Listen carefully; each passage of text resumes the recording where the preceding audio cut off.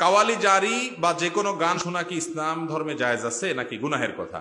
ভাইরা আমার, খালি গলায় যদি কোনো গান গান, সে গানের কথামালা ভিতরে যদি খারাপ কিছু না থাকে, শিরকের কিছু না থাকে, অশ্লীল যৌনতা আপনার ছড়াছড়ি এরকম কোনো অপরাধমূলক কিছু যদি না থাকে, তাহলে সেক্ষেত্রে খালি গলায় আপনি কোনো গান গাইলেন, সেটা জায়েজ আছে।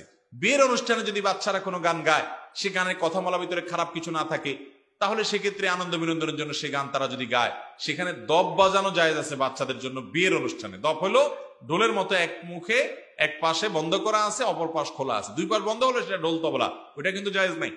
অতএব মিউজিক্যাল কোনো ইনস্ট্রুমেন্ট ব্যবহার করা ছাড়া খালি গলায় যদি কেউ গান গায় এবং গানের কথার ভিতরে খারাপ কিছু না থাকে, সেটা জায়েজ আছে। কাওয়ালি নাম দেন, জারি নাম দেন, ইসলামিক গজল নাম দেন, কিন্তু গানের কথামালা ভিতরে শিরকি কথা আছে, হারাম কথা আছে, কিংবা সেখানে মিউজিকের ব্যবহার আছে, তখন সেটা আর হালাল থাকে না, সেটা হারাম হয়ে যায়। আমাদের অনেকে জারি গান শুনে, কাওয়ালি গান শুনে মনে করে যে এটা শুনলে বোধহয় কোরআন তেলাওয়াত করার মতো সওয়াব হবে। আছে না না এরকম অনেকে? অথচ বেশিরভাগ কাওয়ালি এবং জারি গানের ভিতরে শিরকি কথা আছে, ঈমান বিধ্বংসী কথা আছে, যেটা বিশ্বাস করলে ঈমান পর্যন্ত চলে যাবে। বিধায় আমাদের সাবধান থাকতে হবে বিষয়ে।